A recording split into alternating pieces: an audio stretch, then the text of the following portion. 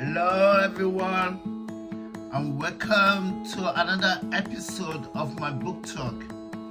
My name is Femi Martin, and I'm the author of Jesus the Egyptian. This is the book we'll be reading and discussing. If you haven't got a copy, please go and get a copy today so that you can read along with us. Because as we're reading, we'll be discussing it. Jesus the Egyptian narrates the life of our Lord Jesus Christ when he was a baby growing up in Egypt. As we know, Joseph and Mary, his parents, were told to take the baby and the mother and leave for Egypt. But the Bible did not explain to us or let us know what happened in Egypt. Where the Bible picked the story up from was when he returned back into Nazareth, and then he was a grown man. So we did not know anything about his birth, his earlier life, but he did grow up in Egypt for 3 years until the death of Herod. So, and the Bible and the book also investigates what Herod was doing at the time. Because we didn't know that Herod carried out a massacre at that time in Bethlehem, killing every babies up to 2 years old, killing them all, just because he was the only child dead. So did Herod stop there? What did he do next? Because the only child has escaped. Did he find out? How did he find out that he hasn't killed the only child? How did he know? And what did he do next after that? This book investigates it. So, we'll be picking up from where we stopped on the previous episode. On the previous episode, we've seen how the Holy Family entered Egypt. And we've seen how they find accommodation, knowing that they didn't have anything on them, but just the present the 3 wise men gave to baby Jesus. In the previous episode, we reached chapter 5 at the moment. You can catch up on the previous episode in my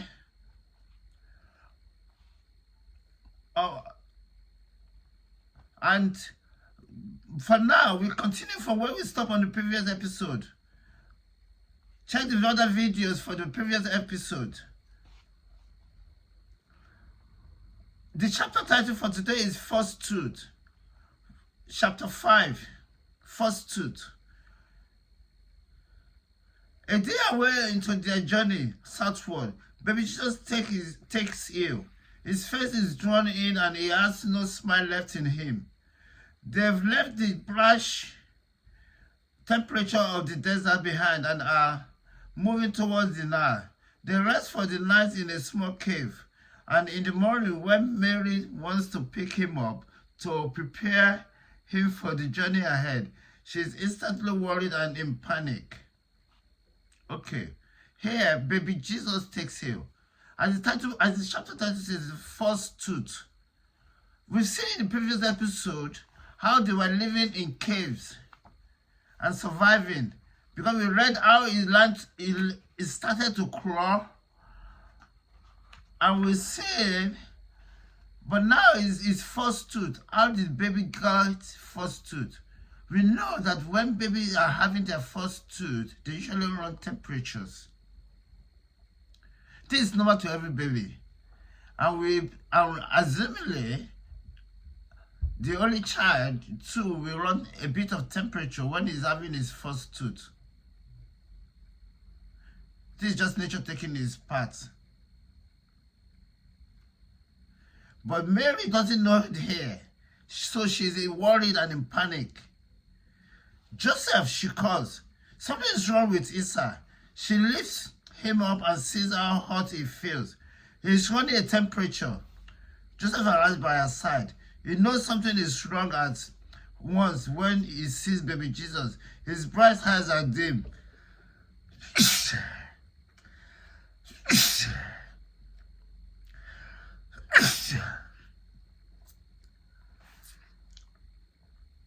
his color fading, turning pale.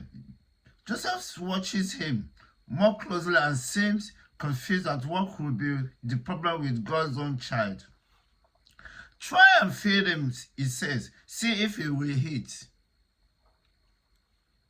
Mary tries, but baby Jesus isn't responding, and then she noticed that his cheeks are red. She opened his mouth and feels his gum. She can tell they were swollen and red. Joseph, I think, is having his first tooth, she says. Look, his cheeks are red and his gums are swollen. That's why he won't eat then, Joseph says. Oh, my poor baby, Mary moans. Now he's not going to be able to eat.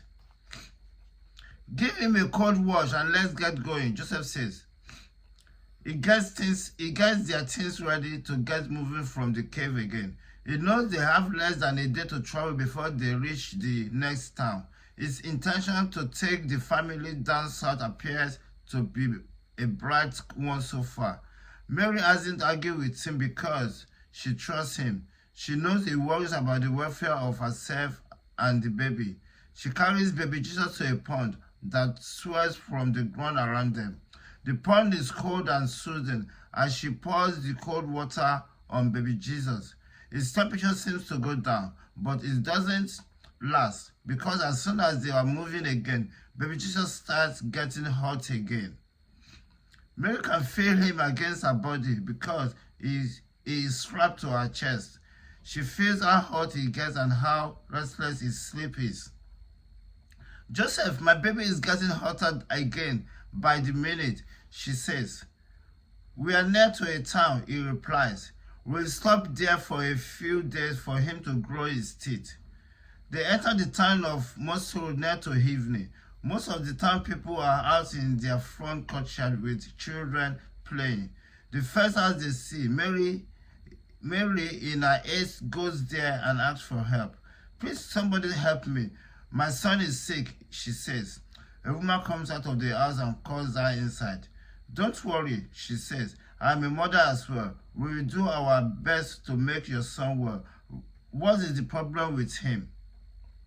I think it is his first tooth. He's running so much temperature and I don't know how to cool him down.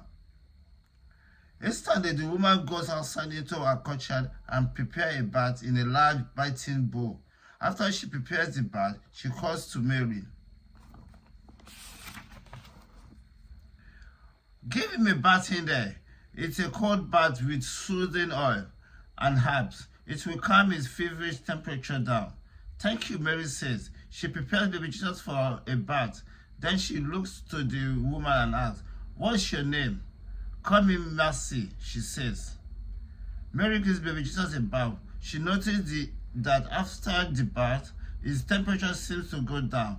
She breastfeeds him and lays him down to sleep. Joseph, on the other hand, has been talking to the men of the family and some nice neighbors as well. As Joseph sees and lands, Mosul seems a lovely place to be living, and the people are very friendly and welcoming. They offer Joseph and his family a home among them after he explained that they need a place to stay. Some of the neighbors bring them clothes and food. They make their home up for them and set them up among them. Joseph says he is traveling craftsman and he moves his family along with him every time, wherever he finds work. The people show pity and tell him the danger of traveling too often with a family. You need to stay in one place, says Rufus, Mercy's husband. Settle in one place and raise your children. What will you do when you have 2 or more children? I hope I will have settled down by then, Joseph says. The community is made up of 7 houses with a large compound. They have spaces for children to run around and they raise animals. Goats and chicken roam within the courtyard. Rufus jokes with Joseph often about settling down in one place while they remain in the community. This gets Joseph thinking about how much he must give to a son who is not his own before he can raise his own. He grumbles with God and becomes impatient. Joseph settled in one place. Rufus says when they meet while in which is often. But Joseph is always busy in the culture, building one thing or another. They've been among them for a week when Mercy and her husband walks in. We know your baby is a special child, she says. Now tell us everything so we will know how to help. Mary, who is holding baby Jesus, almost dropped him. She can't believe her ears, and is then she noticed that his temperature has completely gone. She's been bathing him in the bathing bowl in the front culture for the past 7 days, 3 times a day. He doesn't eat much, but he will take a bit of breast milk and then go to sleep. This already has Mary worried, and now this happened. She looks at Mercy and silently prays. God, don't let this be the ones who will sell us out to our enemies. I want to know the truth, Mercy insists. Or you can explain the balsam flower outside in the culture, glory within a day after you got here.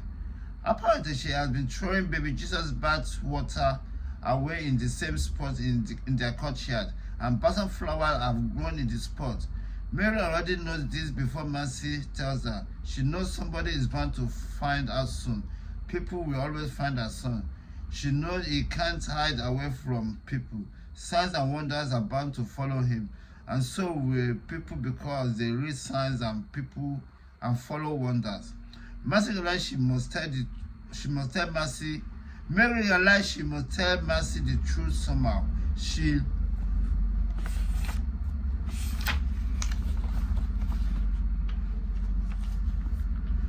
only hopes she is a friend as she seems to be.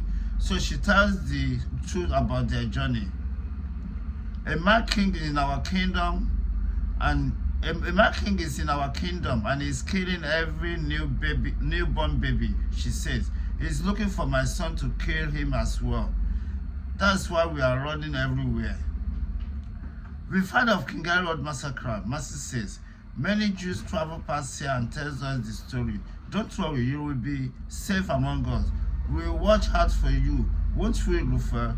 She asks, nudging her husband. Definitely we will, replies Rufus. This whole town will watch out for you. Baby Jesus' temperature goes away, and they remain in Mosul another 2 weeks. Baby Jesus starts to crawl up to a table or chair, and pull himself up to stand. Mary noticed that he doesn't crawl unnecessarily. He only crawls when he wants to get something or stand up. She watches him so often that she becomes absorbed with him. He says a word at times to mean a whole sentence. At near to 6 months old, he starts to stand up and say a word of a sentence. He says mama and often points up and says papa. Mary finds this peculiar. How does he know that heaven is up there at this age and his father is up there? Things seems to go well among the Egyptians in Mosul for a while, until one day in their 6th week, Mercy runs inside. You must go now, she says. Run, take your baby and run. Go up north. Why? Joseph asks. Many Jewish spies are coming here from Babylon. They've reached Mataria and will soon be here, Rufus explained. Joseph asks many more questions to be sure they are telling the truth.